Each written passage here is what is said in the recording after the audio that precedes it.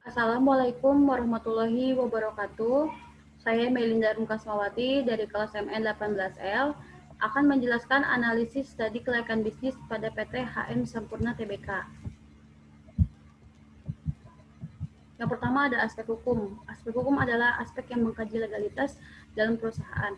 Sini ada contoh-contoh yang harus memenuhi hukum legalitas pada perusahaan, seperti yang pertama di sini adalah fotokopi KTP, NPWP, dan KK para pemegang saham dan pengurus minimal 2 orang, foto direktur ukuran 3x4 dan lain-lain. Yang kedua ada aspek pemasaran. Aspek pemasaran di sini PT HM Sampurna Tbk menggunakan analisis SWOT. Analisis SWOT.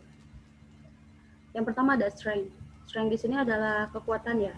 Kekuatan seperti kekuatan dalam kualitas bahan bakunya, menguasai pangsa pasar, kredibilitas perusahaan, dan budaya perusahaannya. Lalu ada weakness. Weakness di sini tuh sebagai kelemahannya. Mungkin kelemahannya dengan harga yang cukup mahal, kurang diminatinya produk rokok, kalahnya pangsa pasar dengan perusahaan lainnya, lalu modal yang cukup besar untuk mengadakan event. Lalu ada opportunity. Opportunity di sini adalah sebagai peluang, seperti peluang tren pasar positif untuk rokok, terus kemungkinan produk baru yang menjadi peluang. Lalu ada threats, yaitu sebagai ancaman.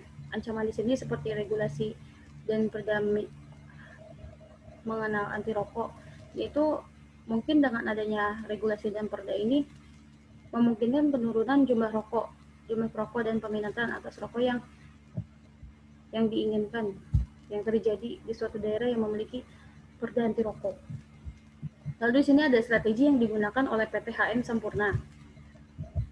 Yang pertama adalah market driven strategy.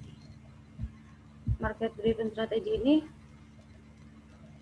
PT Sampurna untuk mengawali menjadi market sebagai orientasi untuk membuat strategi harus diyakini bahwa customer merupakan raja yang sepatutnya harus dipenuhi kebutuhan dan keinginannya. Yang kedua ada Blue Ocean Strategy. Di sini Blue Ocean Strategy yang digunakan oleh PT HM Sampurna dalam bisnisnya dan dilihat dengan diluncurkannya produk meal. Lalu yang ketiga ada memberi customer value pada produk. Perusahaan Sampurna mengimplementasikan dengan limited edition pada beberapa produk Sampurna. Yang tadi dijelaskan adalah Amil. Lalu yang keempat ada diversifikasi produk. Diversifikasi adalah strategi penempatan dana investasi kita ke instrumen yang berbeda-beda. Alasan mengapa PT HM Sampurna Tbk melakukan diversifikasi produk, upaya yang dilakukan perusahaan untuk memasarkan beberapa produk yang sejenis dengan produk yang sudah dipasarkan sebelumnya. Selanjutnya, di sini ada produk di PT HM Sampurna Tbk. Yang pertama ada sigaret kretek tangan, ada Jisamsu yang diluncurkan pada 1913, lalu ada Jisamsu Super Premium yang diluncurkan pada 2005, dan lain-lain. Lalu di sini price. Price di sini adalah sejumlah uang yang harus dibayarkan oleh konsumen untuk mendapatkan rokok yang diproduksi oleh PT Sampurna, berkisar 73.000 per slot. Dan bisa juga 3.650 per bungkus.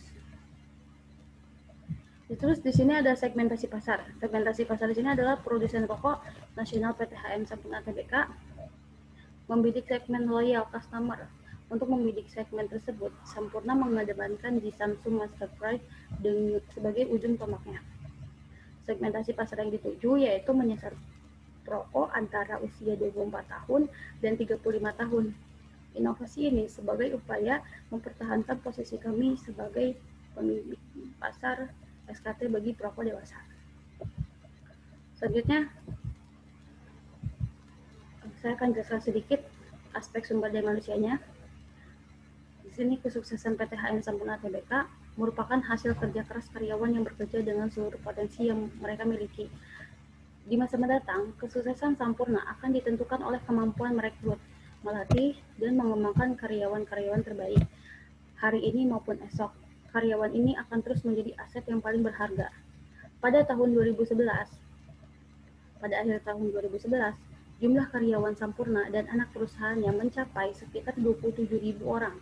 Selain itu, perseroan juga bekerja sama dengan 38 unit mitra produksi sigaret atau MPS yang berada di berbagai lokasi di Pulau Jawa dalam memproduksi sigaret kretek tangan dan secara keseluruhan memiliki lebih dari 60.000 orang karyawan. Selanjutnya, ada aspek teknis dan teknologi. Di sini ada produk rokok, produksi rokok, yaitu cara pembuatan rokoknya. Rokok kretek dapat berupa sigaret kretek tangan, yaitu SKT, atau sigaret kretek mesin atau SKM. Salah satu keunikan industri kretek Indonesia ialah masih digunakan metode pelintingan secara manual dengan tangan, di mana para pekerja melinting produk rokok kretek dengan sangat cepat, bahkan hingga dapat mencapai 350 batang per jam.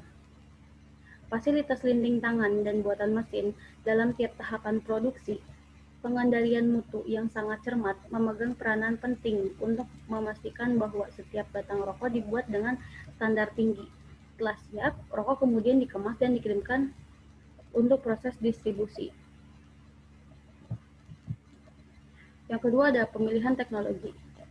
PT HM Sampurna adalah salah satu dari perusahaan rokok terbesar di Indonesia, selain gudang garam dan jarum. Dalam perkembangannya, operasional harian menjadi sangat rumit. Salah satu departemen yang mengalaminya adalah Departemen Logistik, yang pekerjaannya hariannya menyatukan data-data persediaan bahan baku, distribusi bahan baku, dan data produksi. Data-data tersebut terkumpul pada akhir jam kerja, sehingga menyulitkan. Dan ini dilakukan dengan manual, sehingga bisa dibayangkan sulitnya jika data-data tersebut terdiri dari ribuan data dan memerlukan proses yang lama. Masalah tersebut mendorong PT HM Sampurna untuk membangun teknologi informasi yang dimulai pada tahun 1992. Teknologi canggih sudah dilakukan HMS di pabriknya. Mulai dari kegiatan operasional pabrik, mesin blending, hingga pengujian rokok. Sudah menggunakan sistem robotika. Dengan begitu, proses analisisnya tidak lagi menggunakan rasa, melainkan memakai data, sehingga kualitas produknya bisa sama. Di sini saya akan jelaskan kesimpulan dari aspek finansial yang telah dihitung. Di sini ada yang pertama ada payback period. Hasil pengukurannya adalah 3 tahun 11 bulan, maka hasilnya kurang dari hasil pengukuran 4 tahun, maka dinyatakan baik. Lalu yang kedua adalah average rate of return atau ARR. Hasil pengukurannya adalah 40%, maka kurang dari hasil pengukuran 50% dinyatakan baik. Lalu yang ketiga adalah net present value atau NPV. Hasil pengukurannya adalah 685 juta, maka kurang dari 100 juta dinyatakan baik. Yang keempat adalah internal rate of return atau IRR. Hasil pengukurannya adalah 15%, maka kurang dari hasil pengukuran 24% dinyatakan baik. Yang kelima adalah ada profitability index atau PI.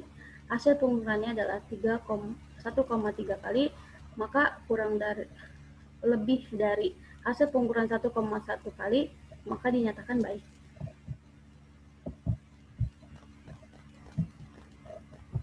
Di sini ada kesimpulannya. Kesimpulannya adalah berdasarkan beberapa aspek yang telah dikaji, usaha PT HM Sampurna sudah termasuk dalam kategori perusahaan yang layak untuk dijalankan. Perusahaan ini sudah memiliki legalitas hukum yang sah dan sesuai dengan aturan.